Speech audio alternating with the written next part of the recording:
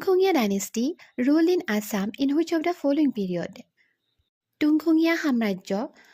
অসমতে কোনটো সময়ছোৱাৰ ভিতৰত সেই সাম্ৰাজ্যখন আচলতে আছিলে অপচনবোৰ হৈছে option A 1681 to 1826 option B 1751 to 1806 option C 1826 to 1947 option D 1826 to 1890 আৰু শুদ্ধ উত্তৰটো হৈছে option A 1681 to 1826 Kings of the Tungkhungia dynasty ruled in Assam for 145 years that is 1681 to 1826 AD. They ruled till the termination of the Ahom rule in 1826. এই টুংখুঙীয়া সাম্ৰাজ্যই অসমত 145 বছৰ ৰাজত্ব কৰিছিলে তেওঁলোকৰ সময়ছোৱা হৈছিল 145 বছৰ অৰ্থাৎ 1681 চনৰ পৰা 1826 চনলৈকে